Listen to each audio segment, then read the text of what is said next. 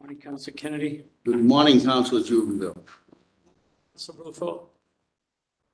Counsel, that's a long time ago. Sheriff. Okay, we're going to get started. Everybody will be wandering in as we get started. I'm going to start by reading a letter from the governor to the Executive Council saying, "Dear councils, I am pleased to nominate the Honorable Cathleen Campbell to the position of Associate Justice of the Superior Court. I submit this nomination for the advice and consent of the Executive Council pursuant to Part 2, Chapter 2 of the Constitution of the Commonwealth of Massachusetts. Sincerely, Charles Baker." Okay. Counsel Jubenville is present. Right now, I'm Counselor Terrance Kennedy. I'll be chairing this hearing. The other councils will be coming in as we get going. Why don't you introduce everybody you brought with you, and then we'll get going. Thank you very much, Counselor Kennedy. This is my husband, Kevin Daly, my mom, Carol, my sister, Kerry, my cousin, Janice, my cousin, Colleen, my sister, Carolyn, you know, Chief Justice Brieger from the Superior Court. Oh, I do. Assistant Clerk Caitlin Gilberti from the Salem District Court, retired Judge Ellen Flatley, and retired Judge Bob Rufo. Great, super. So we're going to call your first witness, which I understand is Judge Rufo.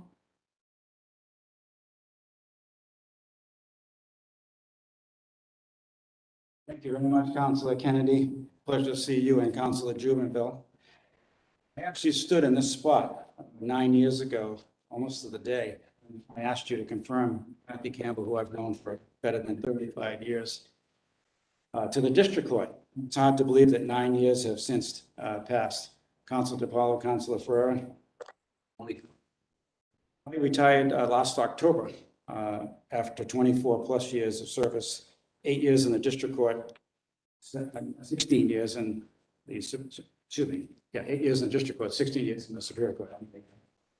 And having had that wonderful experience of being a judge, I can wholeheartedly say that I offer my unqualified recommendation of Cathleen Campbell, who now is seeking your confirmation to the Superior Court Department.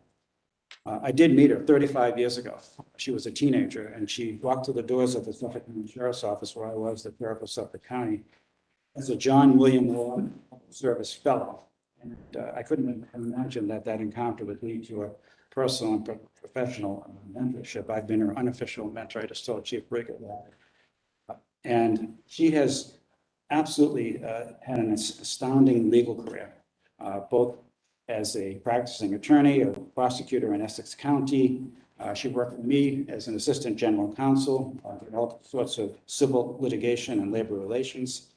She is probably the most conscientious, highly motivated, most professional individual that I've ever met. She has an unbelievable, insatiable appetite for the law. She has a reputation that is unenviable in the district court. I know she's written over 400 decisions. She is thought of, quite frankly, as one of the premier district court judges throughout the Commonwealth. I also know her personally because she's been an active and contributing member of the Alston Bright community where she resides. And I know that she has performed a tremendous amount of pro bono work for the Vocational Adjustment Center, which is a nonprofit agency providing training and placement for special needs adults. She still is active with the Boston Latin School's John William Ward Public Service Fellowship. She's an avid runner. She's going to run the marathon with Caitlin coming up in October. She volunteers as a youth running coach for a program called To the Right Track, which is a youth running club that targets inner city children between ages of 7 and 18, and they absolutely love her. She gets together with them on Saturdays, and I know runs all over the river. I don't run too far at all, but I know that she's an active and contributing member of that particular program. So a few years ago, Judge Cathleen Tutman, myself, and Judge Bertha Joseph were asked by then Chief Justice Fabricant to devise a program called Judicial Equanimity. I didn't really know what equanimity meant, but I quickly found out it means mental calmness, awareness of mind and temper, composure, especially under difficult and stressful situations. And it's finding the right balance for a proper disposition in a case, whether it be a criminal case or a civil case. And I had a ball with that program with Bertha Josephson and Kathy Tutman. and another judge, Julie Bernard, from the district court. And we went out to Worcester and we put the program on twice a year. And it was just an unbelievable experience for me as a participant, and also I hope for the people who did that. Now, why do I mention it? Because this applicant has the complete package of judicial equanimity. She is somebody who I think will hit the ground running in the Superior Court. She can meet the challenges of a very busy court docket, both on the criminal and civil side, which is required. And it is for that reason that I wholeheartedly would ask you to confirm her appointment to the Superior Court. Goodbye. Thank you, Judge. Before I put the questions to the floor, I just want to introduce Counsel Ferrara, Counsel Marilyn Petito Devaney, and Counsel Paul DiPaolo. Does anybody have any questions? Not my judge, always a pleasure to see you. Hail from Cape Cod. So, I'm a Brighton boy who transplanted to the Harwichport. I wound up 16 years in the Barnstable Superior Court and had the pleasure of having Counselor Jubenville appear before me many times. glad that you're in my district now. Thank you for coming today. Counsel Jubenville. See you. In the Superior Court.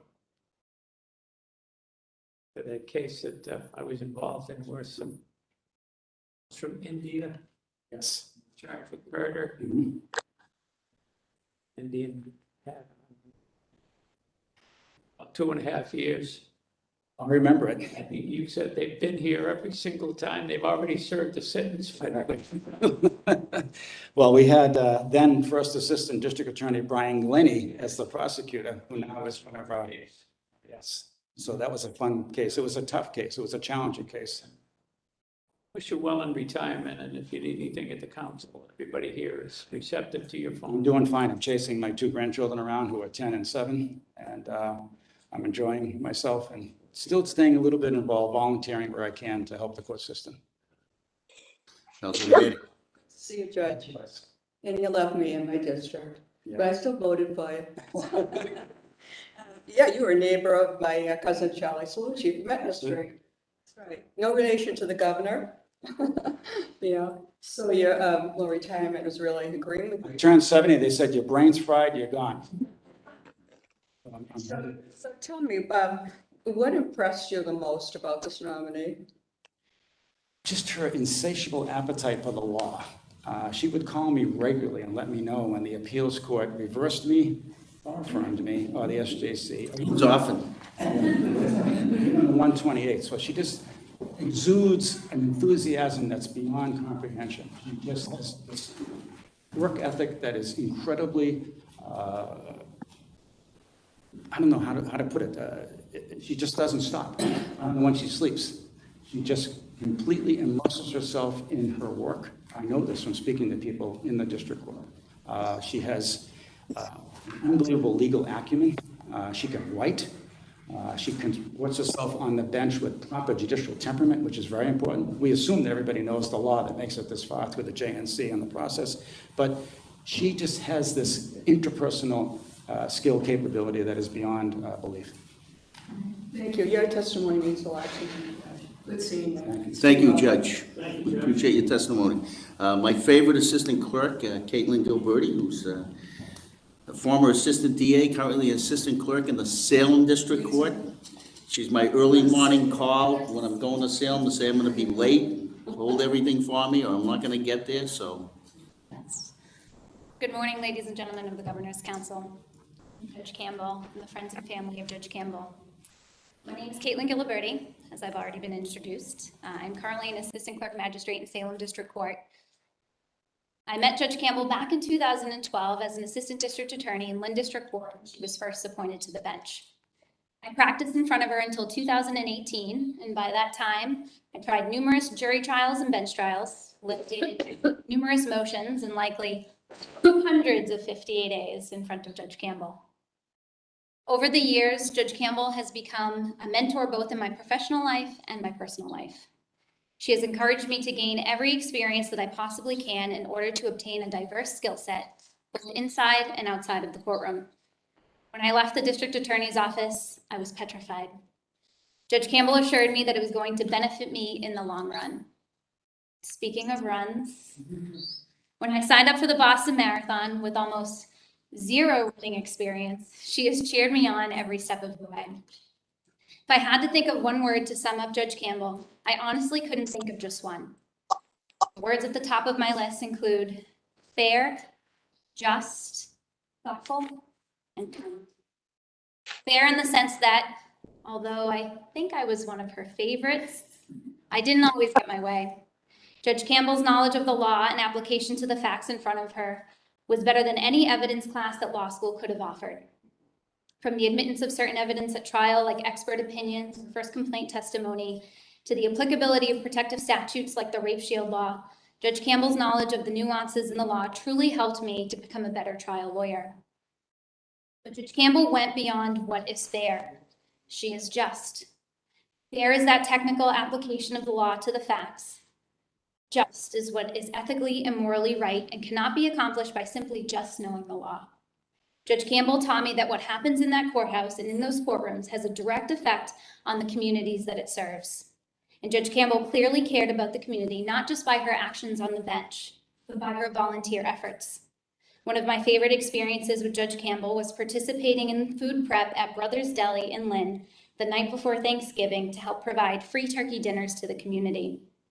Another would be the Clock to Rock 5K in Lynn, which supports arts and cultural programming in the city. I have a small side story about this 5K. It was my first time running 3 miles, which was a lot to me back then. She showed up and said she was going to take it easy, that she was injured. Come to find out, she won the whole thing. First place. In any event, Judge Campbell very much cared about the community. She often reminded us that at the end of the day, we as the lawyers, we get to go home to our lives. But the people involved in the matters before the court, the defendants, the victims, the witnesses, they have to live with the decisions that are made in the courtroom. Everything isn't black and white, and it's important to take into consideration more than what can be determined from a police report or board of probation record. Which leads us to thoughtful. In an effort to achieve a just outcome for every case, Judge Campbell truly put thought into her decisions, verdicts, and any sentences imposed. Every victim that walked into that courthouse had a voice. Judge Campbell would take the time to listen to what each victim had to say. She would ask them questions, and she would try to determine what impact her decision would make on their lives beyond the courtroom. And this is what makes her kind. Kind is something that is beyond courteous. It did not matter if you were court personnel, a lawyer, a defendant, victim, witness.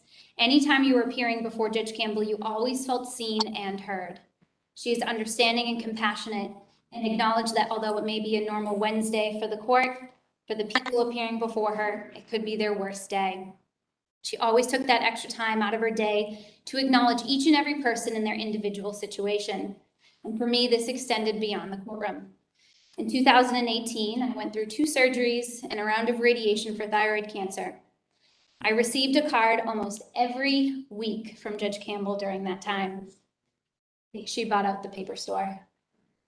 Having a single one of these traits would make Judge Campbell a great judge. It's the combination of them that make Judge Campbell unique and truly an asset to the bench. I'm honored to be here today to speak on Judge Campbell's behalf, and I'd like to thank the Governor's Council for this opportunity. Thank you, Caitlin. Before I open it up to questions, I just want to recognize Counsel Hurley and Duff, who was on WebEx. And I also wanted to recognize Judge Matt Mashera, for the presiding judge of the Chelsea District Court, who was on WebEx. Does anybody have any questions of Counsel Devaney? Thank you for coming. You know, it means a lot to me to have someone that knows the nominee on a day-to-day basis. I've said it before, but it just, to me, it's incredible that nominees in the past have brought someone to be a witness. And I said, you know, what do you know about this? How long have you known him? I saw him once in court. That doesn't do it. Your testimony was from the heart, and I appreciate that. When you look back, is there one case that she was involved in that really impressed you above all? That's a pretty hard question, but is there something? The district court was such a busy place and so many cases. I would say, so I was on the domestic violence unit for a long time, so I primarily handled domestic violence, sexual assault, child abuse cases. Any child abuse case that I had, this is my other favorite Judge Campbell story, she would have a basket of stuffed animals in her office. And anytime I brought a child into the courtroom, she would close the courtroom. She would take the time to speak to them. Because, of course, the courthouse is a stressful place, but she really made it the best situation it could be for any child that walked in there. I'm not surprised. I voted for her 9 years ago. But your testimony means an awful lot to me. Thank you. It really does. And the one adjective you didn't use in talking about her was compassion.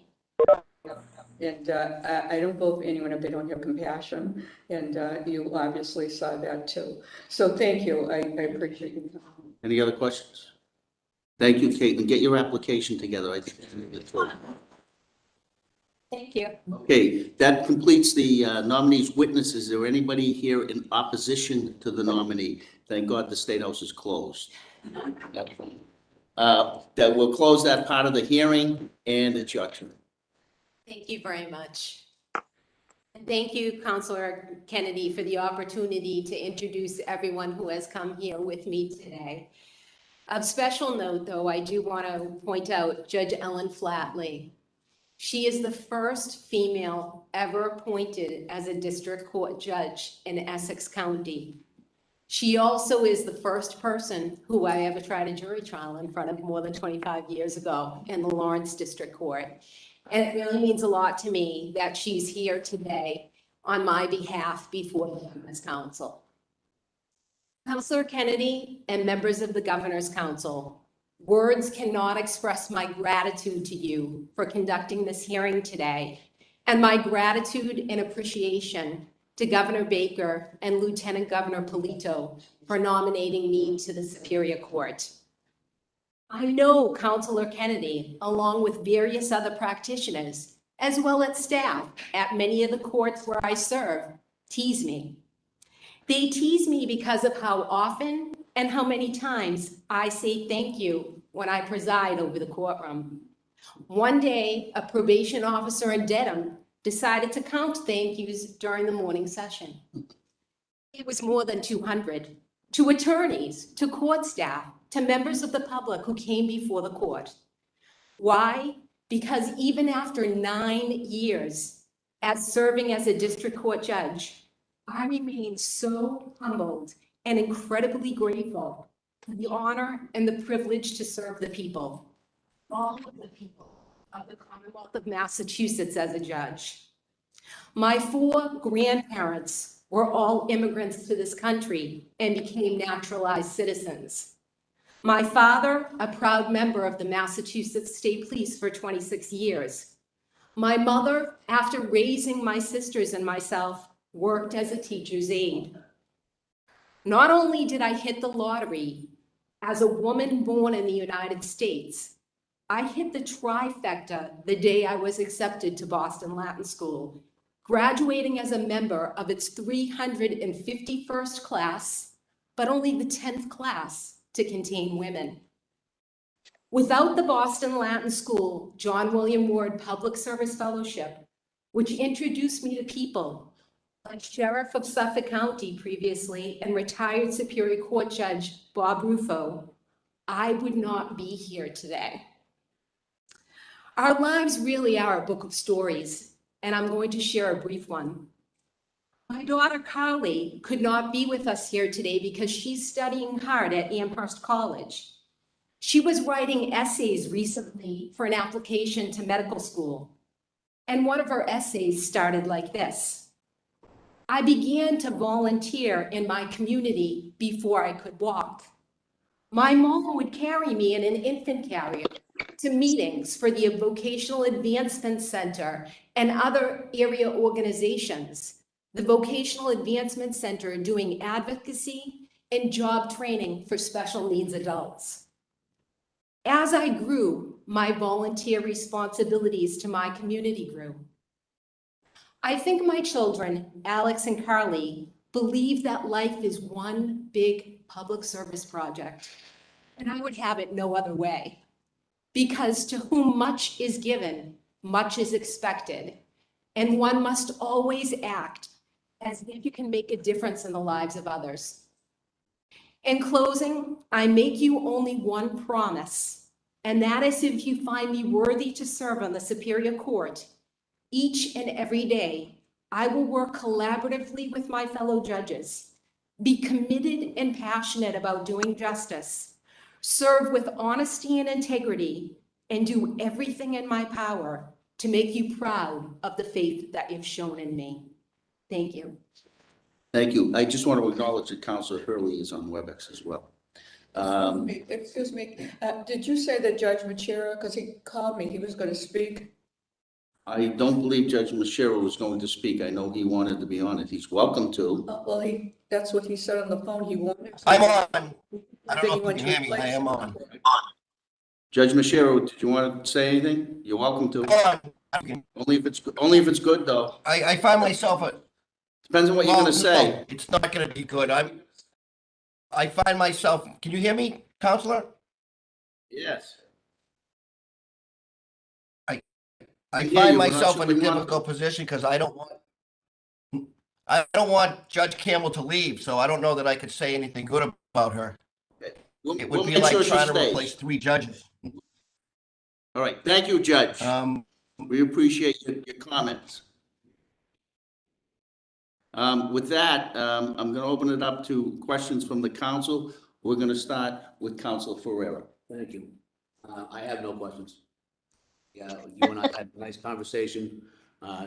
Counselor Kennedy, when you first nominated, grabbed me and said you were the best of the best on the district court. My comment to you was, I'm not sure why you want to work harder and more, but God bless you. Thank you for your service, and I'm sure you're doing a good job in the Superior Court. Thank you. So Jubenville. Thank you. I've had the pleasure of being before you, and I have to say you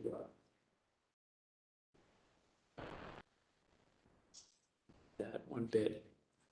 You were very kind and compassionate, and your advocacy for those less fortunate is outstanding.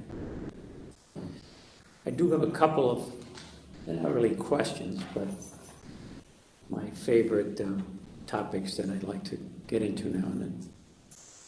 You're going to go to a court that uses guidelines. What do you think of guidelines? Well, I'm very familiar with the guidelines for sentencing in the Superior Court because I served on the Massachusetts Sentencing Commission from 1994 to 1995.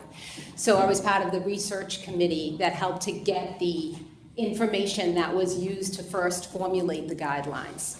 I think that the guidelines are a good starting point, but because they allow us to take a look at both the individual's record and the seriousness of the offense and find out a particular range where sentences normally are.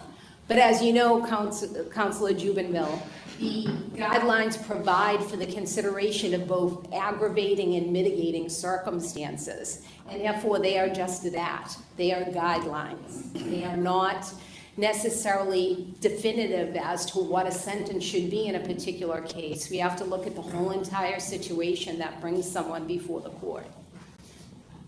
Well, you're familiar with the federal court in the sense that they've used guidelines for years, right? Yes. And I don't think anybody would disagree with me, even some U.S. attorneys, that they were draconian. They hurt the citizens of this Commonwealth and this country tremendously. With severe penalties of 20 years for possession of marijuana back in the day. So why would we ever adopt a system that was so flawed and mean-spirited to the citizens of the Commonwealth in our Superior Court? Well, the guidelines are discretionary. They certainly are not mandatory, and we as judges have the ability to take into consideration absolutely anything in formulating what we think is an appropriate sentence for someone who appears before us, of course, unless it involves a minimum mandatory, which in many cases ties the hands of the judge that an individual comes before in terms of the sentence that can be imposed. But I think what the whole reason why Governor Weld developed the guidelines associated with truth in sentencing was to allow the situation to be more understandable for the public in terms of how things worked in the court. So, and also, as you know, in order to bring kind of truth back to sentencing, because at the time that Governor Wells put in place the sentencing guidelines, as you know, there were Concord sentences where a judge would announce in court someone was receiving a 20-year sentence and they would be out in 2 years. And that was something that was affecting the public in a negative way, and that they would be wondering why people were back out on the street in such a short period of time after receiving a sentence. So I think that was part of the catalyst for putting in place the guidelines. But as I said, they're just guidelines, and there are many, many aggravating and mitigating circumstances that can be taken into consideration in terms of a sentence that would be imposed in this particular case. So with all due respect to Governor Weld, he was a assistant U.S. attorney for a number of years. He grew up in that system and he liked that system. Not too many people like that system or like that system.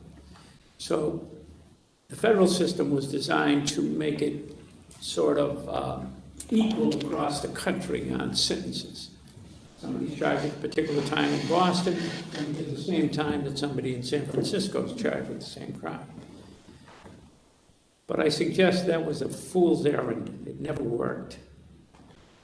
And it's never going to work in our courts if you use the guidelines, in my view. The same person charged in Suffolk County, it doesn't fit that the same person in Pittsfield they should get equal sentences. I know they're guidelines, and I know they're not adopted by the legislature. The legislature is the only recognized body that can vote on what's a crime and the punishment for that crime. Nobody in the Superior Court has the power to do that. Yet, their starting points, I hear it all the time. I'm in the Superior Court a lot. I hear it all the time. Oh, Judge, the guidelines say 5 years. Now all of a sudden it's sort of gospel. That's where we're starting from, up or down, which I don't think is fair, number one.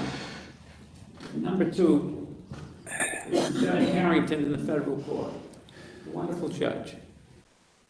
And he got so disturbed over the guidelines that he refused to sentence anybody on the criminal side of the court under those guidelines. And he made it public. And he said that he was going to use what judges have used forever. The defendant's crime, the record, aggravating factors, letters in support of a defendant, all the things that judges did for 200 years without guidelines. I know you haven't, and I haven't, ever seen a case sitting on the clerk's counter that's, let's say, 10 years old, and I say, well, how come this is, well, we don't have the guidelines. We didn't have the guidelines, so we can't sentence anybody.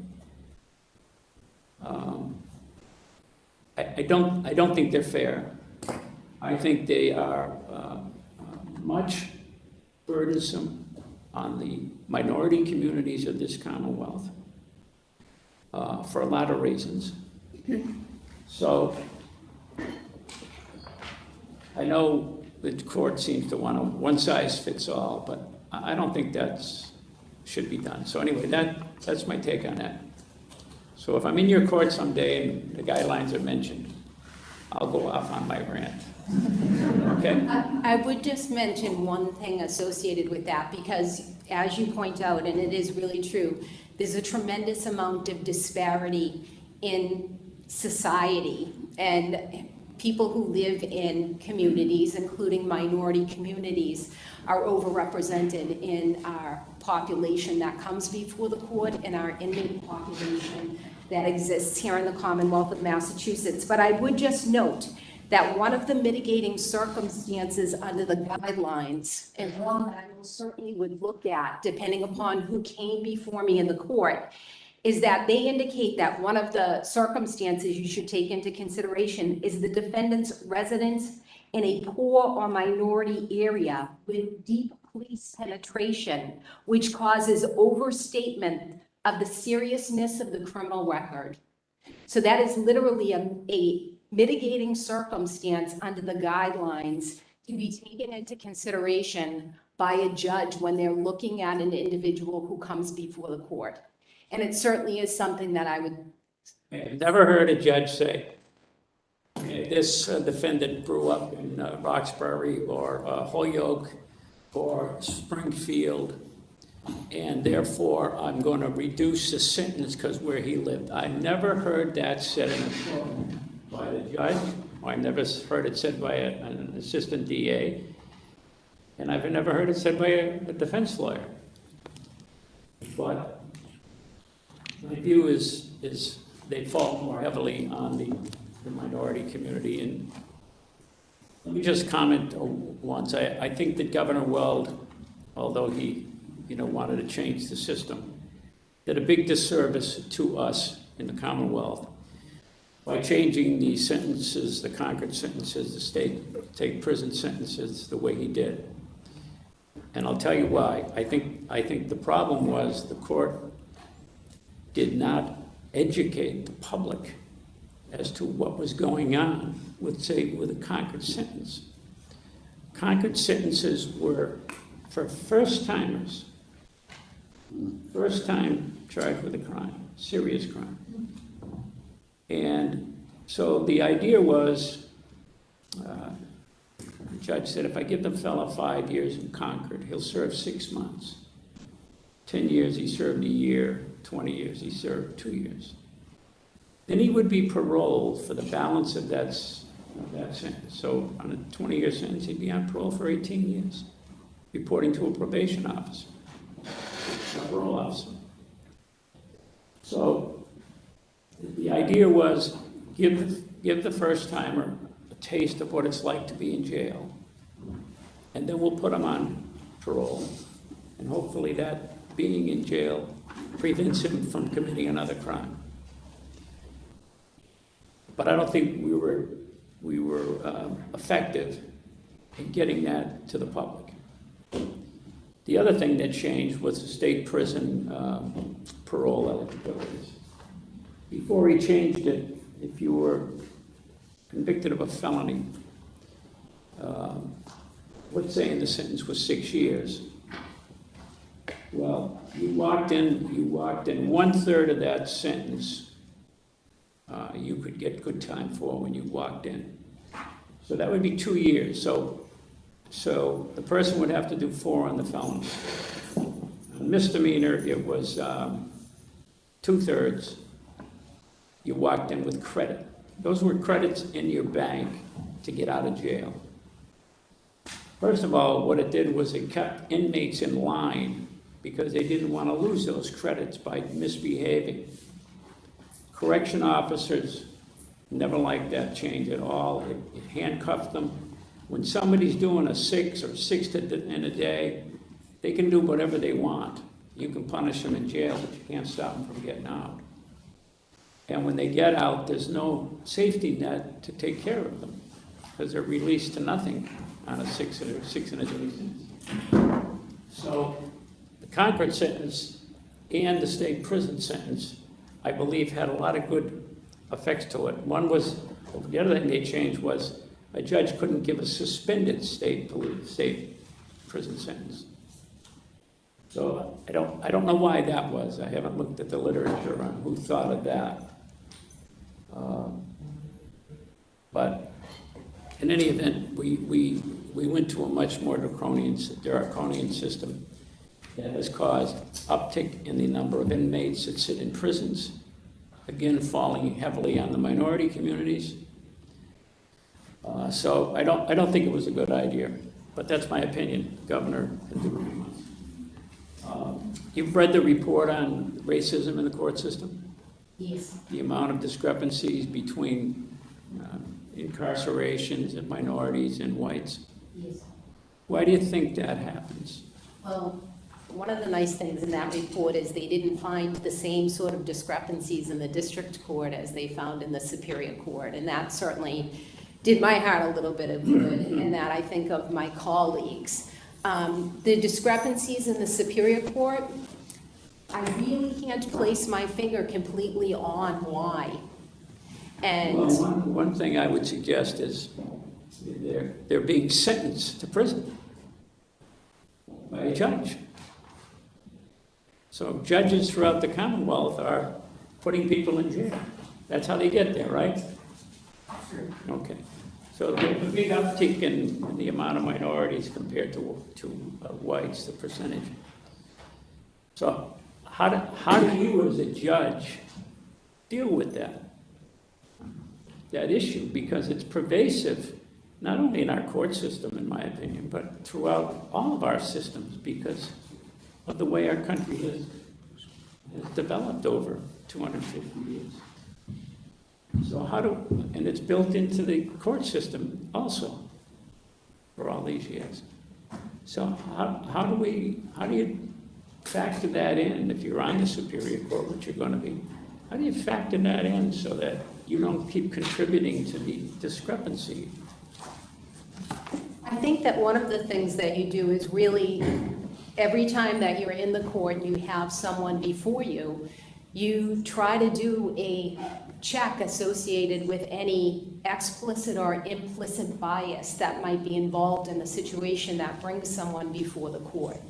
The district courts, as you may know, in the last few years have even changed their jury instructions that they give to individuals who are sitting as jurors and instruct them to check their implicit and explicit potential biases associated with the situation to make sure that those aren't being taken into consideration when they are doing something in terms of ruling as a juror. And I will tell you, I went to a presentation with Chief Justice Kim Budd, and at that presentation, she said that she had a poster hanging over her area at the Supreme Judicial Court that had been given to her by Justice Ireland, and that with every single case that came before her, she takes the time for a moment to pause and say, am I doing justice? And that was a very big teachable moment for me to be at that presentation that she gave. And I frequently on the bench, before I rule associated with a situation, use that as a check to say, am I really doing justice in this case? Because at the end of the day, that's what we want to be able to do. And I think that those are the type of things that judges can do to try to make sure that they are taking into consideration all the different factors in an individual's background and trying to figure out what the appropriate disposition of a case should be. Trials since the pandemic in the district court? I have not. I've done several bench trials, but no jury trials in district court since the pandemic. Either. I'm going to start one on Monday. But here's a question for you. Sitting in the Superior Court jury trial, do you make the witnesses put masks on? In every case, I've done several bench trials in the district court. I ask the witnesses to take their masks off. The witnesses are at least 6 feet away from absolutely everyone else in the courtroom. And it's important to me that their facial expressions and what they have to, their body language can be seen by people in the courtroom, and I want to see it myself. So in bench trials that I've done since the pandemic came about, I have required that people take off their masks when they are testifying. We have the court officers go over and spray down the plexiglass and the area where the individual was sitting before anyone else can come in and sit in that spot in order to give testimony. But I think it's critical in a case, and I would, unless there was some incredible reason why someone could not pull their mask off, I want their mask off. What about jurors? Jurors, that's kind of an interesting question. I haven't had a jury trial go since the pandemic came on. And as you know, the jurors tend to be a little bit closer to one another. And I don't know that I would necessarily want to put a juror in a situation where they felt that they were exposing themselves to COVID by requiring that they take their mask off. But quite honestly, I would hear what the attorneys had to say associated with that situation and take it into consideration. To me, It's like when I'm doing a jury trial and attorneys come in with recommendations for voir dire questions for the jury or other things that they want in the courtroom. I'm going to talk to them about those situations, and it may be a situation where the jurors are comfortable taking their masks off, in which case I would want them to have their masks off, because as you know, as someone who works in the court and practices in the court, facial expression and people's responses to what you're saying is critical to your ability to be able to adequately represent your client. Let me just ask you this, in the district court, when somebody does a plea, they fill out a green sheet, put down what they want, the DA puts down what they want, and the judge, and if the judge doesn't accept the defendant's plea, then he doesn't have to follow it. Not so in the Superior Court. Usually judges will say, well, I won't go over the Commonwealth's recommendation. Lately I've been thinking, why do they get the preference? In other words, why isn't it like the district court? You fill out what you want, and the judge either says yes or no, or tweaks it in one way or another. Why does the prosecutor get to the high-end number, because they can say whatever they want? Judge, I want 10 years on this guy. Oh, I won't go beyond the 10 years. Let me just say, Counselor Jubenville, people who have come before me, especially individuals representing individuals, for instance, on a probation surrender, where that's the standard, right? If someone's on straight probation, I can impose anything up to the maximum penalty associated with the case, or I can go along with the prosecution's, the defense recommendation. I have to tell you, in 95, at least out of 100 of those cases that come before me, I have the attorneys up at sidebar, and we discuss what I'm going to do before I allow them to enter into a stipulation. And I frequently say to the individual who's in the dock, this isn't a game about what's behind door number 2. I want things to be upfront, and I want you to know what's going on here. I have had a conversation with the attorneys. This is what I said I would do in terms of a disposition. You understand that, because I don't like games. I just don't like it. I don't like that. And that's not the way that I have practiced as a judge in the district court. So, yeah, there are judges that go to sidebar in the Superior, and they listen, and then they make a decision at some point and tell you what they would do, which is great. But some don't. Some say, I won't go over this. So they leave it up in the air. I don't like that. I don't either. think that's fair, because I don't think as an individual, and I've been on both sides as a prosecutor and as a defense attorney, I don't think it's fair to the defendant, and I don't think it's fair to their attorney to conduct the situation in that fashion. I just don't. I think that people should know up front. That's kind of, in my opinion, the transparency associated with the court, which is so incredibly important. So I don't play that game. Well, when I first started practicing, there was no rule about the sentencing. So what you do is usually have a lobby conference, and they still do them in some counties. I've never heard anything inappropriate said in a lobby conference. There's usually an assistant clerk in there and a probation officer in there, and sometimes even a stenographer. But it was a great way to resolve cases. And if there was something embarrassing on behalf of a client that you wanted to say, but not in open court, we got a chance to say it, and vice versa for the DA. So that's nothing. But do you ever hear of the Alfred plea? Oh, yeah. They're doing more of them in the Superior Court. What's your feeling on that?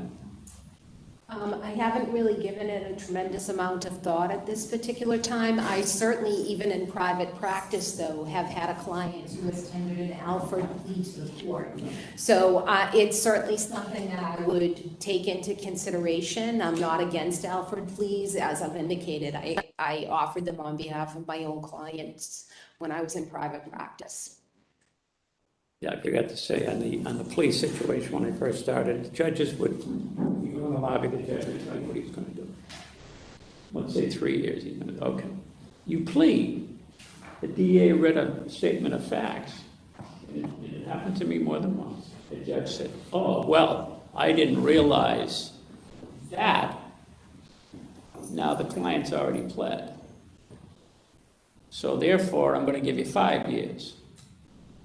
That was not uncommon back then. And I think it's the reason why they went to a system where you either tell or you put some parameters on it. Because obviously, if you tell your client you're going to get 3 years and he pleads, and then the judge says, oh, well, this is a lot more serious than I thought, I got to now give you 5, it makes for an uncomfortable situation and unfair.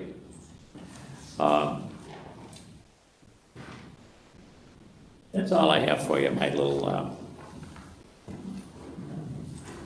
issues. Anyway, I think you're a wonderful candidate, and I said that to you on the phone. Judge Machera called me also much. And I am going to be voting for you next week. Thank you very much. Counsel Devaney. Thank you. Before I question the nominee, I'm curious about who our guests are. She introduced them all at the Did you beginning. introduce them? She did. Okay.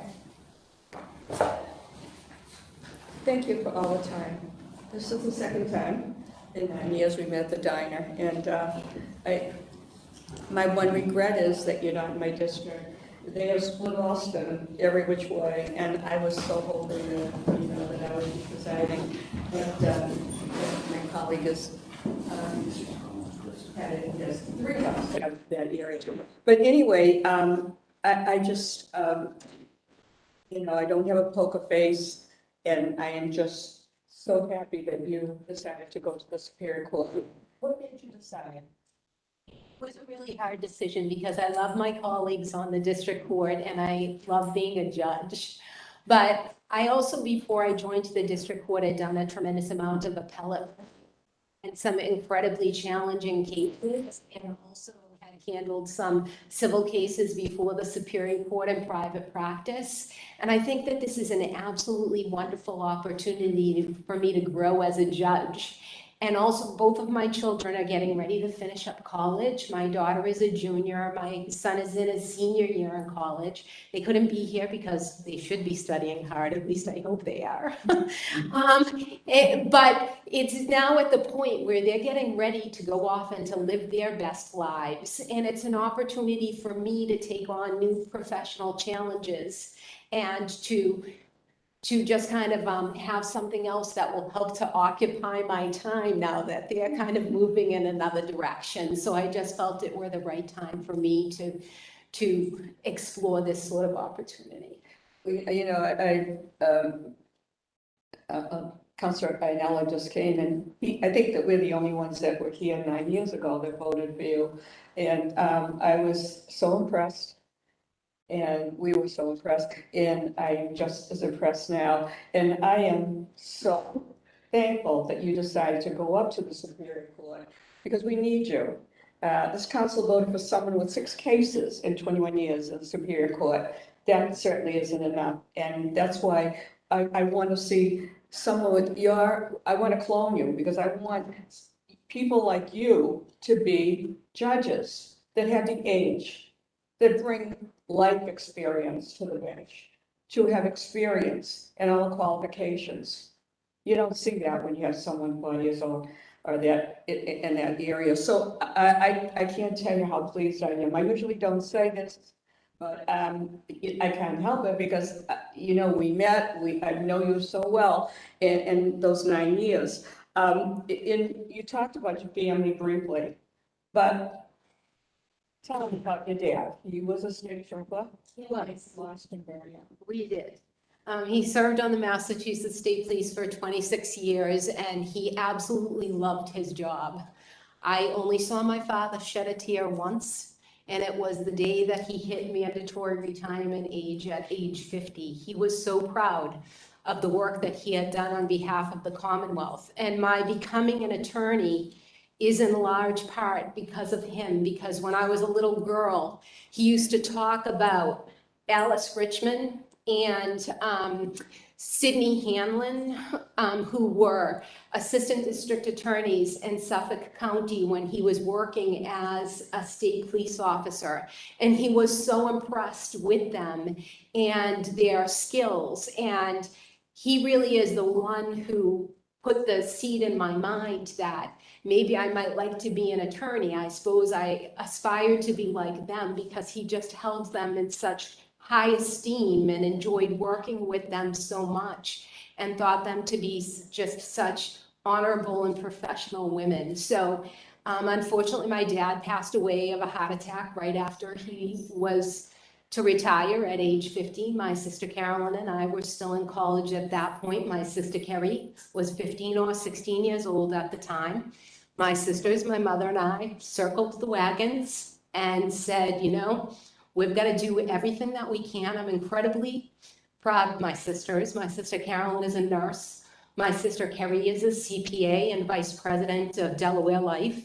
And we just gathered the wagons, put the nuclear family together and said, we've got to do what we can to kind of move forward. It was not an easy experience. We lost a lot. Yeah. When people come before the court and they are in a bad spot, we weren't in the best of spots then. I mean, right down to the fact that my older sister and I shared a Chevy Stevette that we used to drive back and forth to Northeastern. And when my father passed away, we had to get rid of it because we couldn't afford to keep it. And I was an attorney working for Bob Rufo for more than a year before I could afford to get another car. So, I mean, it was not an easy experience, but he had a huge impact on my life. He honorably served this state, and you know, I'm so incredibly proud to be his daughter and to have had his influence in my life. Well, who's proud of and your family? I know what that feels like. I lost my dad 56 years ago. So, but I thought you should tell that story because that makes you part of it. I want people out there to know you were born with a silver spoon in your mouth, and all your relatives aren't on the bench, and you earned it the old-fashioned way. And I don't mean to be a cheerleader. I usually don't talk like this, but you know, I know you so well. And as I said, voting for you 9 years ago, I got to know you so well. So I was impressed then, as I am now. Now, just to put it aside, the sentencing guidelines, I heard some of it very still like it. Now, right now, you know, after 25 or more years of the sentencing guidelines, is there anything that you think should be changed? You know, that's something that you thought, well, we should rethink that. Well, I definitely think that mitigating circumstances are something that constantly change. And I know that Counselor DiPaolo is very aware of the considerations of age and mental development associated with age in terms of the things that are important for him, for the court to be thinking about and focusing on. And I think that the guidelines could have more in there associated with mitigating. 25-year thing, is that what you're talking about? I'm sorry. Are you talking about the 25-year age? Is that what you're talking about? You said age. No, in what I think that some of the things that the sentencing guidelines don't give enough credence to are, for instance, individuals who come before the court with mental health issues, individuals whose brain development may not be what other individuals are. Those are things that I think are really important for us in terms of a holistic approach to how we see the individual. And I think that's probably one of the biggest shortcomings associated with guidelines, right? Because they don't take into consideration all of those factors.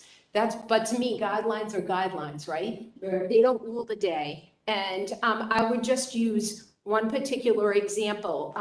I had a case over in Malden where a young man was charged with carrying a firearm, an 18-month minimum mandatory. He had taken his father's firearm and gone out into the driveway of the house and tried to blow his head off. He was unsuccessful. They took him to Mass General Hospital and they treated him medically, and then he spent 2 weeks in the psychiatric unit there.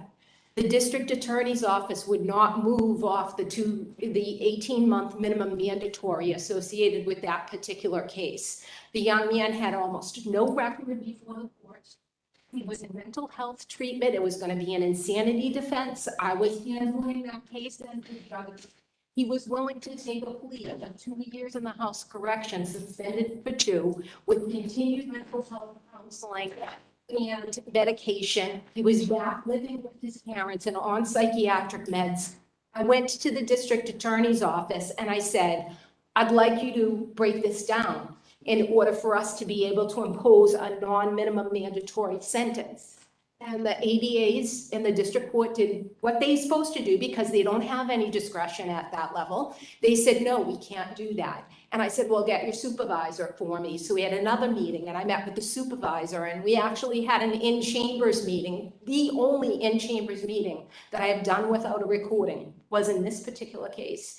And they said, no, we really can't do that. I said, well, no, you need to take this all the way. I don't care if you have to go up to the district attorney in Middlesex County, Marion Ryan herself. The only thing that I'm going to accept is that you've run it all the way up the flagpole and that she herself is saying that she will not reduce this down. And then I'll accept it and then we'll go forward with the insanity trial, which, as you know, involves having to do individual voir dire with people when they come in, complicated situation. District court instruction on insanity wasn't even accurate. I had done the research to find out what was wrong with it. Going forward to trial, finally, the district attorney's office conceded, and that case pled on 2 years suspended for 2 years with ongoing mental health treatment and with counseling and medication. And you know what? That's what justice is all about. And that's what my job is, in order to look at a case and say, look, what we need is justice, and to try to put the pressure in the right direction in order to be able to do justice. No, you've had, well, what I really like about your experience is that you've had 60% criminal, 40% civil. That's important to me. I think especially in our society now, we need people with strong criminal background. I have a philosophy. If you have an attorney and they're appointed as a governor, as a judge, and when they were an attorney, that person never had criminal cases, I believe that judge would be timid in giving the right decision in sentencing because they never had any experience in representing either way. You agree with that? You don't have to, but I mean, that's my feeling, that you need to have that experience to bring to the bench. I certainly think that that's important, but I would just say that, especially not as much, I don't see it as much on the Superior Court level, but on the District Court level, we sometimes have people who are professionals either in civil or criminal, not as many who have both when they come in. And I am incredibly impressed with the ability of the judges to learn associated with, especially in the criminal arena, because we get a lot of people, as you know, because you approve them, that come from like the Department of Industrial Accidents. Yeah, no, and they don't have any criminal experience. Yeah. No, I see that, but I'm talking about where you're going in the Superior Court. They're sentencing, and that's the difference with the District Court. What do you think for you, with your experience, and I love it, 33 years, I couldn't ask for more, and I love it. I love private practice. I like it because you chose who you want to represent. I mean, we've got people that are great, district attorney and attorney general's office, but they're given the case, and the police give them half of it, they're halfway there. But you choose who you're going to represent, and that to me means a lot. And so the other thing is, you know the responsibility when that lawyer comes in with a client. He has to pay the rent, he has to pay, he has to shovel the snow, all of that. And I think that the judge has a different feeling when he sees a client coming in with a lawyer. And I know everybody comes in at 9 o'clock, but maybe you can, adjust it so that you get this person out because they're paying a lot. the client's paying a lot. So I just, you know, that's my own philosophy in my 21 years that I have seen. The other thing is, in my 21 years, I haven't seen the things that you brought up about, you know, what's important in the court system. And I think you have, I know you have all those attributes too, that you have worked with people who have mental issues and drug issues and all of that. And I think that's important. And you know what I loved? You said to find solutions. It isn't just ruling. What are you going to do about it? What are you going to do about this person, you know? So, you know, I'm very, you know, pleased with that. I mean, I just think, you know, you've had, in the criminal side, you've had murders and rapes and robberies and drug distribution and child abuse. I don't even know how you deal with the child abuse because it's happening more often. Our society has gone, I don't know, a mother is not a mother anymore, they're killing their children. It's just, I don't know what's happening to our society. But tell me what the most, what child abuse case that you've had that came to a favorable resolution for you, that you interceded in that result. Let me just say that I think that child abuse cases, especially being a mother, are one of the most difficult that I deal with on the bench, because all of us are human. We have emotions that exist, and it's, especially as a judge, it's incredibly important to see the facts and circumstances associated with the situation for what they are, and to take your, in many cases, your personal feelings and take a step back from them.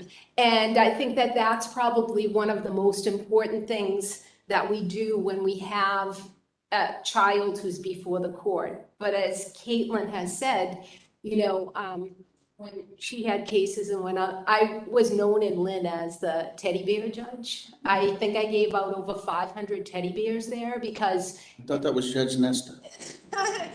it all started with a little boy coming in with his mom when I was first a judge, and I brought her up to the sidebar because it was a restraining order case, and I didn't want the little boy to hear the things that she was telling me had happened.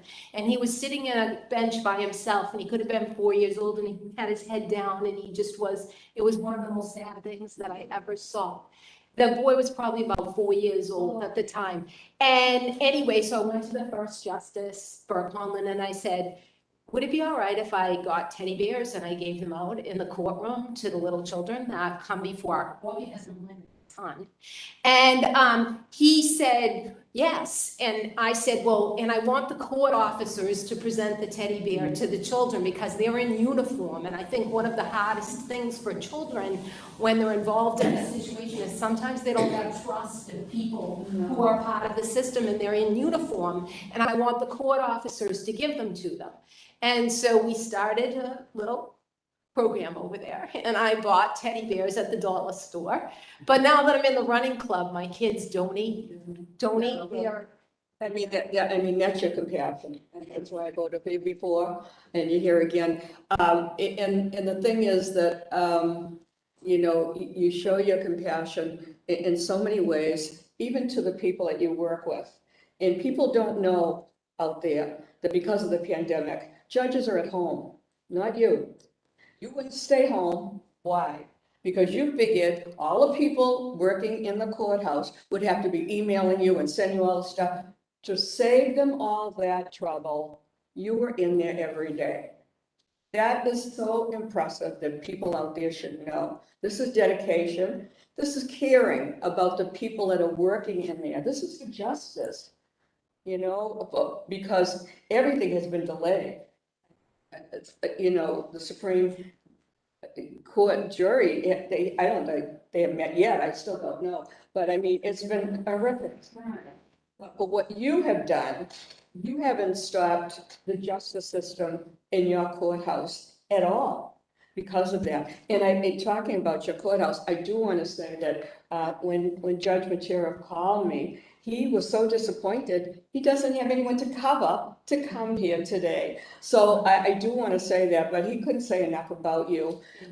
You know, he said, I almost should talk in opposition because I don't want you to leave. But no, it's a great courthouse. I love the drug court. I've gone to the drug graduations. I sit and cry in the back to hear these people who have gone through it, all ages, addictions, alcoholism. And when they talk, I mean, it just touched my heart how it affected them. So I'm learning to see the specialty courts. The specialty courts, I think, are an incredible addition to the court. They didn't really exist very much when I first came on the bench 9 years ago. But the drug court, the veterans court, the mental health court, they get a mental health court over in Chelsea as well, are courts where the judge can really get the individuals that come before the court. I want to say the downside of that is the emotional toll that it takes when something happens to someone. I was the backup drug court judge over in Lynn for all of the years that I was there. Judge Lamoth was the one who oversaw the drug court. You really get attached to the people whom you work with, and they get attached to you, and that allows you to offer them specific guidance and to get them to really think about their life choices in a way that they might not have previously. But it also has an emotional toll on the judges when we get involved in situations associated with that, because when something happens to someone, a little piece of us goes with them. But I just think that the specialty courts have been an incredible asset to the court. When I was over in Lynn with Judge Flatley and Judge Lamoth and Judge Conlon, which was, I just absolutely loved it over there. I did a lot of our mental health cases, and the continuity of having the same judge deal with those individuals over and over again was incredibly helpful to their ability to be able to work through the problems that had brought them before the court. So I see that as an incredible positive for the court system. Well, I would ask you, as I've asked other nominees, please lobby the legislators. We need money for more drug placement, because a weekend doesn't do it. I had 2 friends last year who lost sons of overdose of heroin, and they tried, but there's no long-term placement. And I haven't checked this year, but it used to be like 1.5% was going to the judicial and in the budget. So I wish that, you know, your judges would get together and lobby and tell them how important it is. We certainly haven't won the war on drugs, and it's getting worse and worse. And it hits home. Before, it didn't matter if it was in Lawrence or Roxbury, but now it's out in the suburbs, and now people are paying attention. But we still haven't addressed where we put them. What's your opinion about minimum mandatory sentencing? Well, I just spoke about the individual with the mental health issue and them trying to put a minimum mandatory in there. I happen to be working for Judge Rufo, who was then Sheriff of Suffolk County at the time. Many of the minimum mandatories were put in place in the early 1990s. They had a very adverse impact on our inmate population, and almost immediately. Over at the House of Correction at South Bay, our individuals serving a sentence for drug-related crimes immediately went up over 40%. And those were mostly individuals from minority communities who were being adversely impacted by minimum mandatory school zone cases and the like. And so we saw the impact immediately associated with many of those. So I'm not someone, I understand why they're put in place and why they want them, but they just are not a good idea, in my opinion. That's just my opinion. I have to apply the law the way that the law exists. But you know, I believe that a judge should have the discretion, and it takes the discretion away. And I got to tell you, it's very upsetting to me that we have no pardons in this administration. Not one, none. And I think we've had maybe 6 before. And, you know, we credit Well for that. Well was the one that stopped them, wanted to be hard and crime.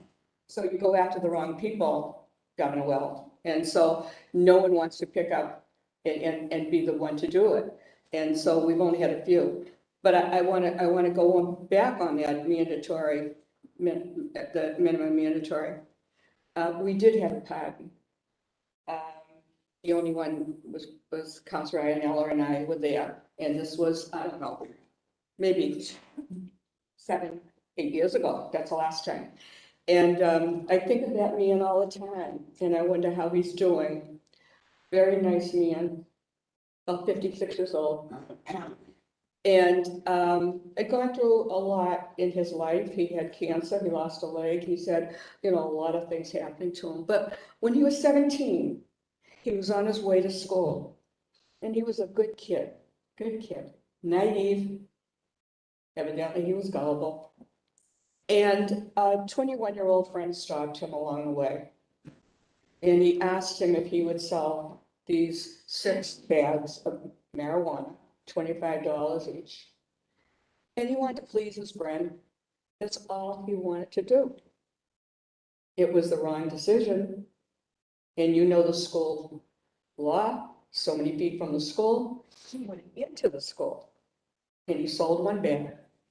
He tried to sell another bag to a student, and the student refused. Reported him to the principal.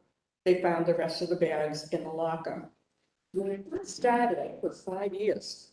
It's 2 years, the sentencing. But I believe at those days, because that was a long time ago, I think it was 5 years.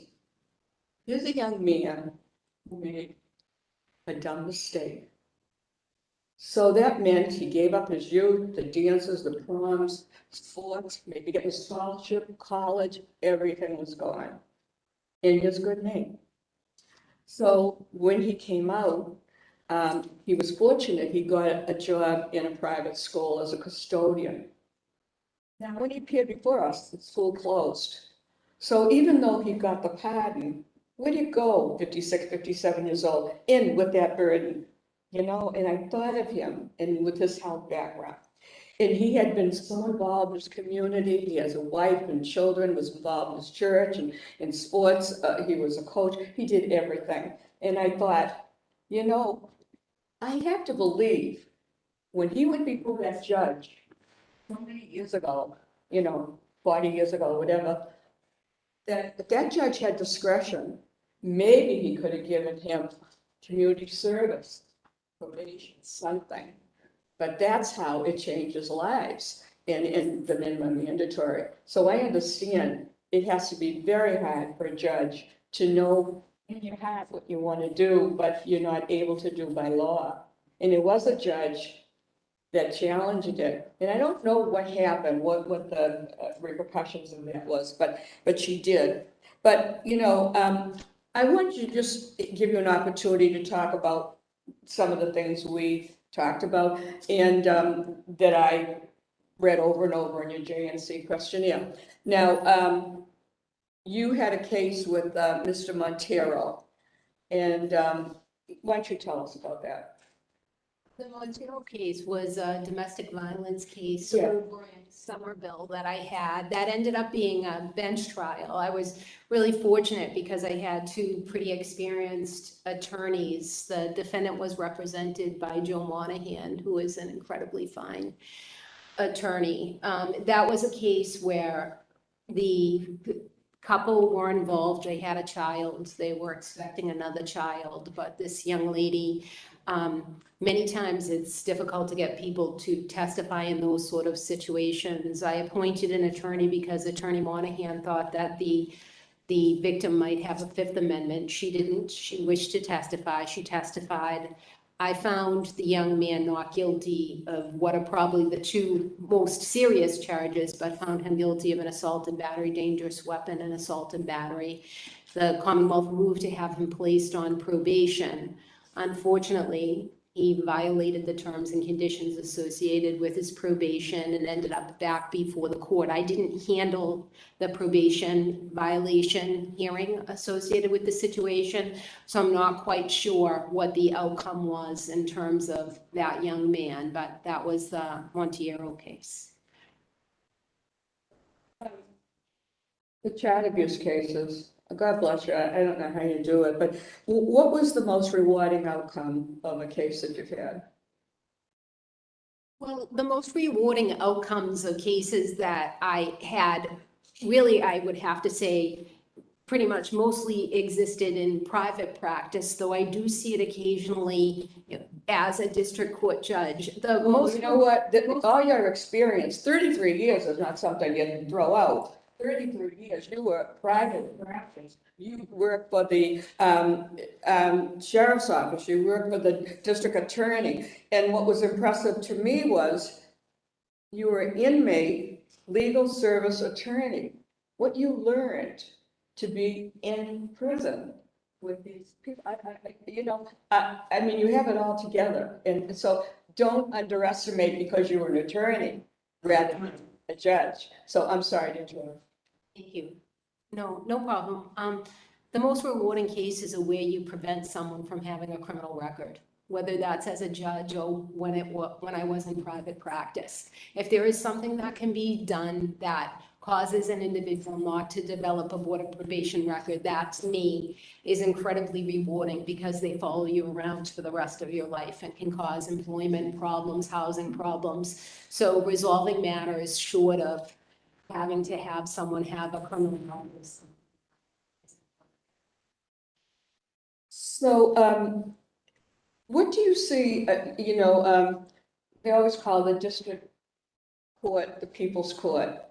To go to the Superior Court's a lot of writing, and I know you for 9 years, and you love to write, and that's what we need. I learned that a judge, I didn't vote for him, but anyway, that the council had voted for, he had gone from the district court, and he came back, and they voted for him to go to the Superior Court, and I found out that he went to whoever is in charge to go back to the district court, too much writing. It was too much writing for him. So he went back to now he's retired. But tell me about your writing. I mean, that's something you're looking forward to? Most certainly, because before I went on the district court, I did a lot of appellate work on everything from murder cases to armed robberies to manslaughter cases, all those sort of things. And those are those really complicated cases where trials lasted 3 weeks and you have to really analyze a record and put together the writing. And I very much enjoyed the writing and research associated with those appellate matters. You know what? I think it's very important for you to have the opportunity to talk about all your voluntary pro bono work. I have never seen so much anyone, what person, and you still do it. You still do it. And I am especially pleased that you have, for 10 years, you have worked to benefit people with disabilities. And I served on the Commission of Disabilities for 22 years. So I know the need, and we should have more judges, more attorneys that do dedicate themselves to that area of people that sometimes are overlooked, people with mental issues that you have been involved in. So if you want to tell us some of those things, I mean, you have represented the church, a community, kids. Why don't you tell rather than me saying it? And there's so many things that you've been involved in, 10 years, 5 years, and you're still doing it. And we kind of brush the aside that you have, these stuffed animals that you bring to a child. As a mother of 4, I know what that means to a child. And I mean, this is the compassion that I look for in a judge. So tell us all about what you've been doing for the last 10 years, and you haven't stopped. You're still doing all of this voluntary pro bono work. Thank you. Well, I volunteer for Road to the Right Track, which is a running program in Boston writing for youth between the ages, usually about 7 and 18. We try to target at-risk youth where I'm an ex-officio member. Supposed to get involved in the financial dealings associated with any organization. And we are sponsored by the New Balance Foundation, and they provide us everything from clothes and shoes for the children and to entry fees into little local road races so that we can have those experiences there. And we sometimes have gatherings We had one about a month ago in the Faneuil Street Housing Development in Brighton, and we really just try to reach out into the community and touch upon individuals, children that might be able to benefit so that we can become involved in their lives and stabilizing forces to know that they have adults who care for them beyond the needs that they might already have in their life. So that's really kind of my current passion, but I've had that passion for different organizations for many, many years. Right. Yeah, I mean, there's just so many other things that you have been involved in, but you're too humble to talk about it, I know. But, you know, I just, in the vocational. They do job placement and training for special needs adults. That's the one where I brought my daughter in the infant carrier. I started volunteering with them when she was a couple of months old, and she loved it too. These are special needs adults, Yes, right? that's true. And she used to come to all the meetings with me when she was out of her infant carrier and old enough. I used to take her to McDonald's and would get her a Happy Meal. She'd sit there. They made me assistant to the secretary because I was the secretary. And she and her brother used to volunteer at their fundraisers at the Spangler Center at Harvard every year, and they would give out the programs. And it was the cutest thing because the special needs adults loved my kids and my kids loved them. And it was an incredibly positive and rewarding experience for them to learn about the importance of caring for individuals who had those sort of needs at a very young age. Well, you know, I could keep you much longer for all of the things you've done, and you're a runner. And I'm embarrassed to say that I walk from my house to my car, and I'm just amazed, and that's why you look like that. So you run 10 marathons. Yeah, are you gonna run now in October? Unfortunately, I'm not going to be able to run in October. I injured myself in February and into March, and I'm older and I need to respect my body. And I'm not at the point where I'm really up to running the marathon. I am registered, unfortunately, and I would have loved to have, but I'm going to be cheering Kate. But amazing, I mean, even you've run in Nova Scotia. I did. Unbelievable. But, you know, I can't say enough of, you know, how pleased I am to see you after 9 years and for you to take the time, because people don't know that you get, as all nominees, you get a questionnaire from us, and it asks you to fill it out and send it in 8 days, at least 8 days before the hearing. Well, we didn't even have your name 8 days, and so you found out 6 days before, and you went back to the future, and you got it in, and we got it in, and it was wonderful. I just, to fill out the last 9 years, and I couldn't be more proud that I voted for you before, and I will again, and I just thank you, and I wish that the administration would start looking at people your age with your outstanding background. We need that. We don't need someone with 6 cases and 21 years to go to Superior Court. Superior Court is not a learning place, not a learning place. And I'm so confident that you know, that whole expression hit the ground running. I'm so happy. I've been smiling since I saw your application. So anyway, thank you so much. I expect Counsel Ianello's not gonna have a lot of questions. The only one he would probably have is the Boston Latin question. I think that was enough for him that you graduated Boston Latin. Chairman and counselors, I'm terribly sorry. May I be? Yes, of course. Yeah, I just want to say before you leave, you should be the happiest person in the world I am. when you get it, okay? Thank you. Counsel Ianello.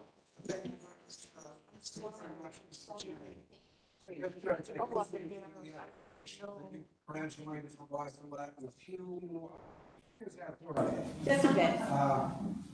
I love Boston Latin. I thought it was a great school. I still think today it's one of the finest public schools in the country. I'm a strong advocate, if possible, and under the right circumstances, for rehabilitation as opposed to incarceration. And from what I hear from Here. I hear you agree with me. I would believe that you agree with me on that. Totally. I think that it's incredibly important, and as you well know, whether in the district court or the superior court, 99% of the people who are going public authority will go back into the community. And if we don't give them skills that help to rehabilitate them, we're doing a disservice, not just to them, but to our community and to ourselves. Totally agree. I love your statement when you said one of the most important things you've done or believe in the district court is preventing someone from getting a criminal record. And that's really good. I think that's admirable. I'm a believer in giving people second chances, so I like that. I mean, clearly you have the right temperament, the character, the experience. You seem like a compassionate person. And to top it all off, you got Bob Rufo. I've known sheriff, judge, whatever you want to call him, for quite some time. And I remember when he ran for mayor of Boston, I was in his corner that time. We both have something in common. We lost that age. How about me? I'm still working every time. But no, next week, we had a nice conversation. You can count on me next week. Thank you. Counsel Duff? Oh, can you hear me now? Yes, go ahead, Counsel Duff. Great, thank you. Yes, I concur with the previous counsels. This is an excellent nominee. I do have a few questions, though. We did have a good talk, which I appreciated your time. And as you know, we discussed, I come from an old school classic liberal arts education. So your writing was of utmost interest to me. And I think Councilor Devaney asked you, but I'm going to ask you again. Did you say that you do enjoy writing? I really do. I did a lot of appellate work, especially when my children were younger, because it allowed me flexibility in my work schedule. And I really enjoy the challenges associated with researching the issues and doing a lot of writing. Yes, so I'm very much looking forward to that in the Superior Court. Even as a district court judge, in almost every single case involving a motion to suppress that came before me, I issued a written decision associated with that. I did not just issue a verbal decision. I thought it was important to the attorneys and their clients associated with the cases. Thank you. And I know that you appreciate the nuances in words, and particularly words in the law. I think many of us read the front page stories today about a case filed yesterday where the wrong language was used, and it's quite embarrassing to the attorneys who filed it. And that is what I say the difference between writing and knowing how to write and knowing how to read and write. Anyway, the thing that I really wanted to talk to you about, and it was touched on a little bit, is your experience either in the courts or in life of implicit bias. And, we are, this entire group, privileged white folks, who've had different lives and different opportunities. And as you said something in your introduction, as people who have a lot should be expected of us. And I truly believe that. I believe in the old school public service. We're here to do the right thing and to hold people up that need help. That's what the public has entrusted us with. And yet at the same time, one of your witnesses said to also be just, which is that was a tremendous speech she gave. Really a wonderful use, again, of words and what words really mean. Would you share, if you're comfortable, with us any experiences that you may have had either in the courts or in life of prejudice or bias or anything that you may have ever observed with somebody and how it may have impacted you? Or was it shocking? Did you think of it? Or have you ever even experienced it? Thank you. Well, One thing that really sticks out in all of my history is that when I was in law school, I dated a Black gentleman who was in law school over at BU, and he lived in Alston. And I thought I was pretty with it because I grew up in the city of Boston. I had a very diverse friend group. And he asked me one day, he said, Kath, will you come into Copley with me so that we can buy a present for my sister? Her birthday is this weekend. And I said, sure, of course. And we're on the train going into Boston, and Brad said to me, he said, Kath, I want you to watch the way that people treat us when we go into the shops at Copley. They're going to treat us differently because I'm Black. And I said, come on, Brad, that's not going to happen. That's not. He says, do me a favor. When we go in, I just want you to gear into it, and I want you to watch. And so we went in, and we went into a jewelry store, and all eyes turned on us. Everybody who worked there was white. They all looked at us. And you could tell they were just watching us. And I was like, well, that's just one store. We went into the next store, is upscale boutique for women. And they put an undercover person on us that followed us around the store while we were there. And if we went into 6 stores, and at least 4 of them, the exact same thing happened. And we ended up leaving Copley. And I said to Brad, I am so sorry. You were 100% right. I was 100% wrong. I am so sorry. And he said to me, oh, it's not really that big a deal. And I said to him, no, it is a big deal. It's a really big deal. And for a moment in my life, I felt what some other people feel every single day. And I have never, ever forgotten it. And when Judge Ireland wrote about driving while Black, all I could think of was that experience that I had with Brad, and how those things really do happen, and how there are just injustices in society that affect the way people perceive others. And it hurts me that we are 30 years plus with that experience that I had with Brad in Copley, and we have not made the strides associated with those situations that I wish that we did as a society. But it really has kind of guided me in the way that I look at things, so that I'll take a variety of different perceptions and perspectives into consideration in trying to understand a situation. Yeah. Thank you for sharing that very, very personal story. I've had similar experiences. I come from a multiracial, multi-ethnic family, but I also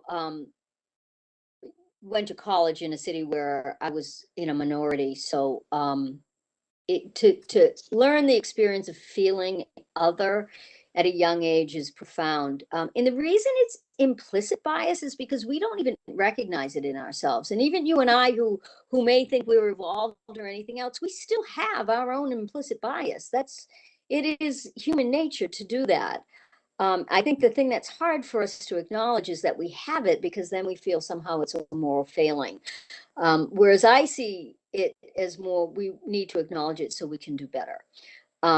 Thank you very much, because I think this is, we not only know that this is an issue nationally and in the Commonwealth today, but really profoundly in our courts. And so just acknowledging it and being aware of it and being willing to speak about it and admit that we have some faults will help us get better. With that, the only last comment I have is Counsel Kennedy has been relentless in how terrific you are, and incredibly qualified for this bench. Now, Salem's part of my district, and everyone there thinks, you're the second coming of Christ. So between Kennedy and my constituents, I think, I don't usually say, but I think I'm probably going to have to vote for you. So, but you will be a fabulous addition. And thank you, one, for your service to the Commonwealth, for stepping up. People like you could make a lot more money in private practice. I appreciate the sacrifice that you've made, and I appreciate your service. So thank you very much. That's all I have to say, Mr. Chairman. Thank you. Councilor DePaolo. Thank you, Councilor Kennedy. Good morning, or good afternoon. We didn't have a chance to talk ahead of time, and it was entirely my fault, so I apologize. But from some of your earlier comments, I can tell you did your homework, so you probably know what I'm going to ask. I think it's great that you have an extensive background in prosecutorial and defense work. I think that's a great balance to have. Right now in the Superior Court, we have almost half of our judges have exclusively prosecutorial experience, 46%. That's 3 times the defense representation there with exclusive defense. And then we have about 15% have both. Do you think that's a good balance? Have 3 times as many prosecutorial attorneys, pardon me, former prosecutors as opposed to former defense attorneys? Because I think that it's important to have a variety of different perspectives. Everyone, based upon their life experiences, brings something a little bit different to the table. And I think that it's important to try to strike out balance associated with anything in life. Everyone, and that's why one of the things that I love about your website and the things that you say is how important it is to try to seek diversity for our courts, because everyone, based upon their life experiences, has experienced things in a different way. And it's my opinion that every voice deserves to be heard associated with a situation, and the only way that we get there is through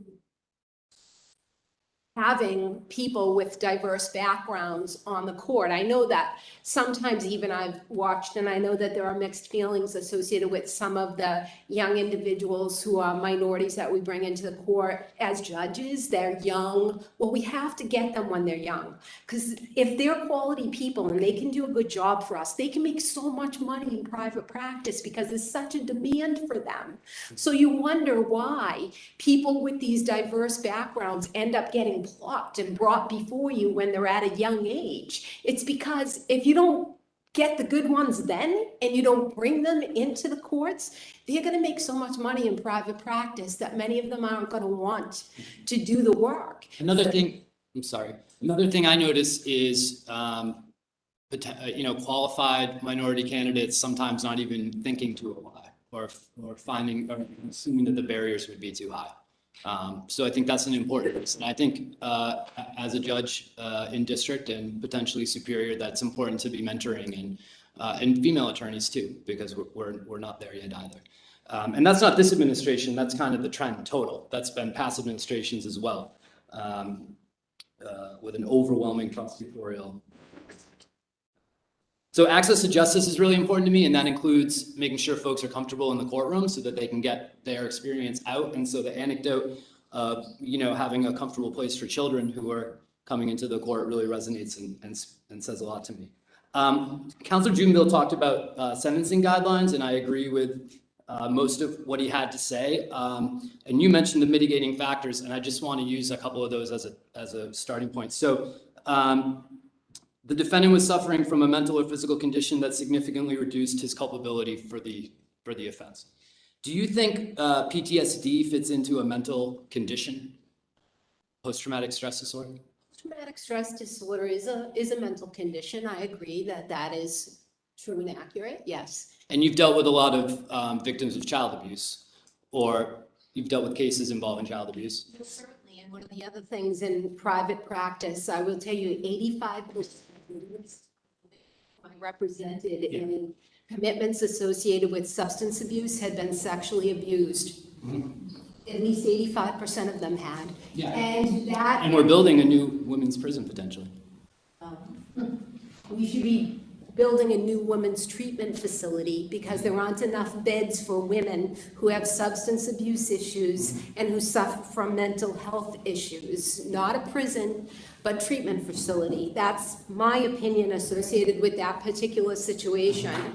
And one of the things that I've seen us come forward a little bit more about is the need for dual diagnosis treatment. You can't just throw someone into an addiction clinic and treat the addiction, because if you don't find out what the underlying issues are associated with that individual's background, you're never going to give them the proper tools to be able to overcome their addiction. So we have begun to move in the direction of dual diagnosis programs, and almost all programs at this particular time now have mental health individuals on their staff. That was not the way that it was when I was in private practice. They thought you could just throw someone into a addiction facility, get them to sober up, and then they were going to be good.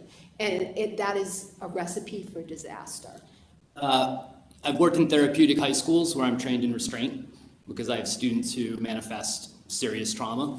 And I've had students who I'll restrain in the school setting, and we have restorative justice practices, et cetera. I had one student who had turned 18 recently, was having a manifestation of psychotic episode at their home. Her mother called the police. She was arrested for assaulting a police officer and resisting arrest. And I can't imagine being a parent and wondering, what am I going to do right now? Do I call the police and risk involving my daughter in the criminal system?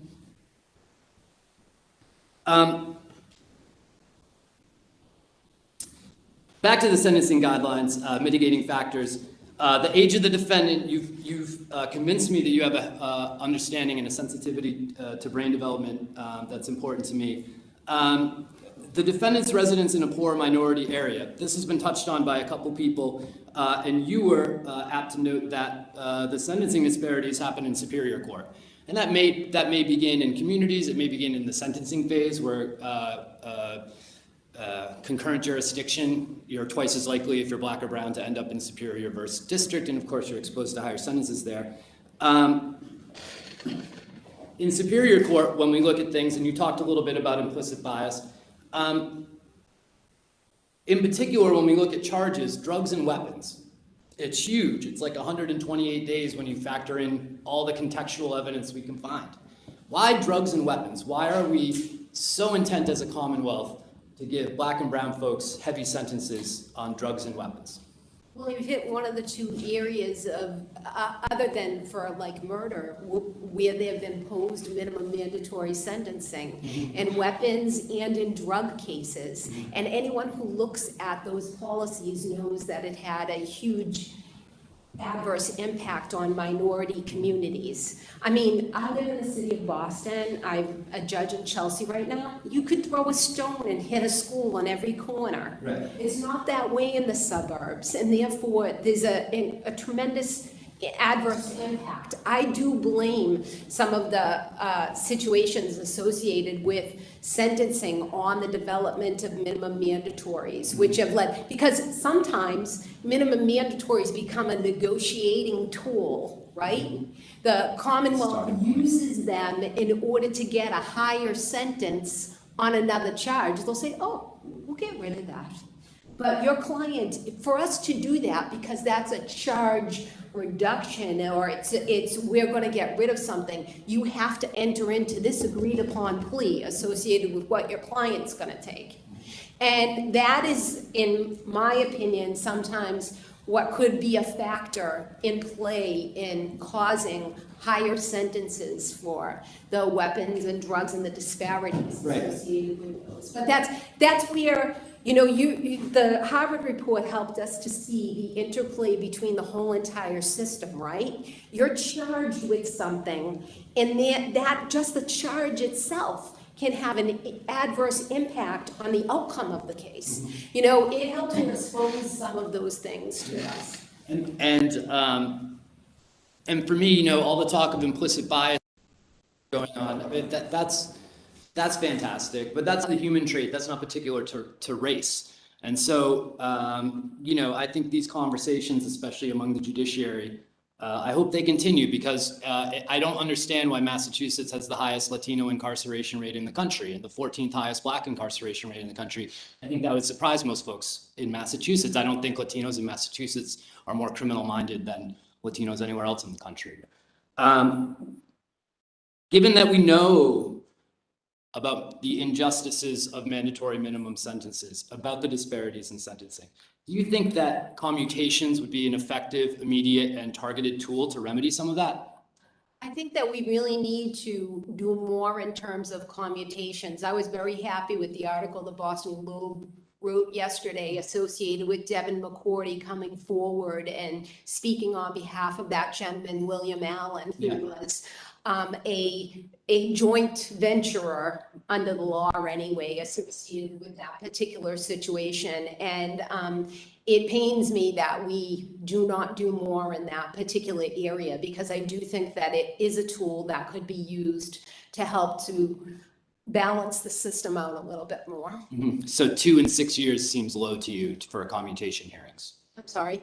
Out of hundreds of applications, the parole board has held 2 commutation hearings in the last 6 years. That sounds too low to you. No. Your work with inmate legal services, you were in county jail, I assume, a lot for that? I was. And have you been in Department of Corrections facilities as well? I have visited every house of correction in the Commonwealth of Massachusetts when I was on the Massachusetts Sentencing Commission, because I was in charge of helping with getting data from all the sheriff's departments. And we also went to visit. I don't know if there's a DOC facility in the Commonwealth of Massachusetts that I haven't visited. Have you reviewed the Trump administration's DOJ report on Massachusetts Department of Corrections? Are you talking about the issues associated with the mental health? Yeah, the assertions of violations of inmate civil rights regarding access. I have not read the whole entire report. Okay. It was your website that kind of linked to that, but that's an incredibly interesting. Thank you for the website traffic. It sounds like to check my analytics. I thought they were potential voters. That's an incredibly interesting issue, because during the period of time that I was in private practice, as you may know, the old Colony facility became a facility that was supposed to specialize in mental health treatment of individuals. But I'll tell you, even as a private practitioner, on 2 occasions when I went to visit clients in the House of Corrections, they were suffering from severe mental health breakdowns, and I had to get the individual in charge of those facilities to do a commitment on the individual. I was there, and I had one client who was rambling on with sexual statements and things, and he couldn't even concentrate. And there is a lot to be desired in terms of mental health treatment associated with that. And I had another gentleman when I was an inmate legal services attorney at the jail who had just the most severe mental health issues that you can imagine. And unfortunately, sometimes someone has to step forward and bring that to the attention of the powers that be within a facility to get something done about it. And that's one of the reasons why, as an individual, when I was in private practice and I was representing defendants, I would never, ever, ever allow a client to come before the court if I had not gone and visited them in the facility before our next court date. And that meant, I would go sometimes a ton of times. And I remember even one time when my kids were little, showing up at, I could have been MCI Concord at like 10 or 11 o'clock at night, because I didn't have childcare and I didn't have anyone to watch them, or one of them was sick. My client was going to be coming in the next day, and I would never, ever allow my client to come before the court without having gone to see them before we went in front of the judge. So, but, that I'm kind of getting a little bit off track associated with your question. So I apologize for that, sir. No, it's okay. I mean, you raise the important points. I mean, it's bad for our prisoners. It's bad, I think, for our corrections guards, and it's bad for our communities, because we're spending $70 grand a year to lock these folks up when what they really need is mental health counseling. I have no further questions. I'm really impressed with your perspective, and I appreciate your time this afternoon. Councilor Hurley.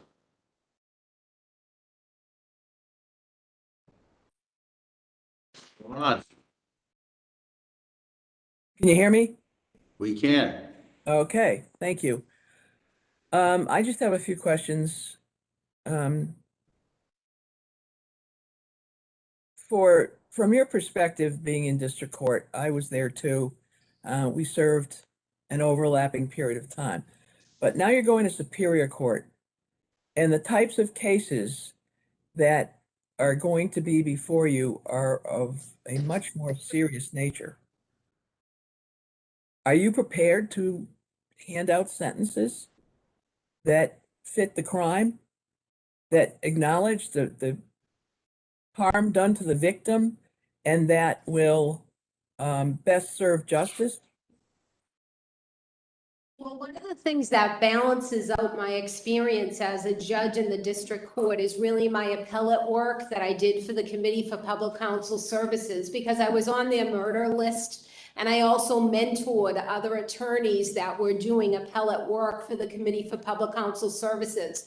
So I have a tremendous amount of experience with life felonies and with very, very serious matters that have brought people before the Superior Court, also in private practice. I had Superior Court matters in Norfolk, Suffolk, Essex, Middlesex, and Dukes County, representing individuals privately on a variety of different cases. So I think I'm pretty familiar with it, and I certainly will give every case that comes in front of me the individual analysis it should have in order to impose the appropriate sentence given the facts and circumstances. What would be the analysis in a case where someone is a young lady living by herself in an apartment, and her apartment is broken into and she's raped, and that person and she do not know each other?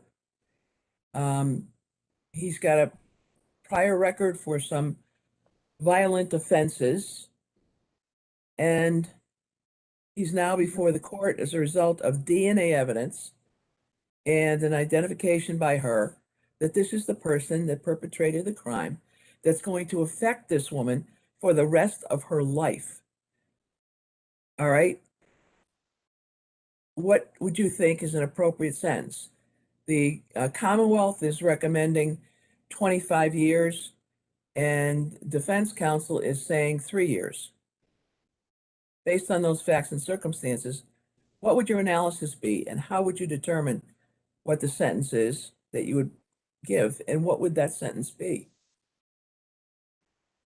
Counselor Hurley, I can't answer it with complete clarity, but there are a few things that would really be important to me to know associated with the case. And that is, I would want to have in advance of developing a sentence that's appropriate in that situation, a victim witness impact statement.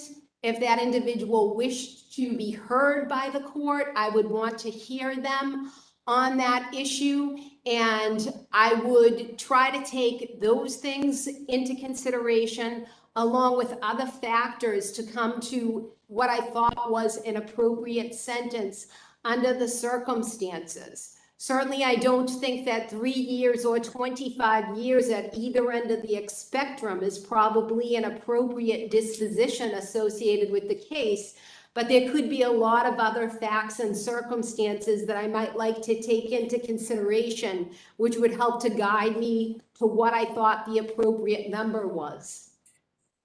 Well, what does your gut tell you? My gut tells me that the guy probably deserves somewhere between 10 and 15 years, but I don't know because there's so many variables that come into consideration associated with something like that. And so I cannot say that with certainty, but my gut tells me that, having looked at probably thousands of criminal records and done analyses associated with cases, but I can't say for sure. All right, thank you. And in terms of the Superior Court's authority to review bails set by district courts, what do you think about that? And as you know, I think I do a wonderful job making determinations associated with bail, so I don't like what I've done being reversed by the Superior Court. But sometimes it is good to get a new set of eyes associated with a situation. One of the things that drives me absolutely crazy about that whole entire policy is, though, that if the Superior Court decides someone should be released on a GPS with conditions and other things, it's thrown back on the district court associated with the situation. And then there are issues that come up, and they don't want to go back in front of the Superior Court judge, and they want us to deal with the situation that's before the district court now, based upon their change in what we have done under the circumstances. So I will review them appropriately and try to make the right decision. I have a lot of faith in my colleagues in the district court. There may be some disagreements associated with that, and if I thought so, I wouldn't hesitate to indicate what my disagreements were.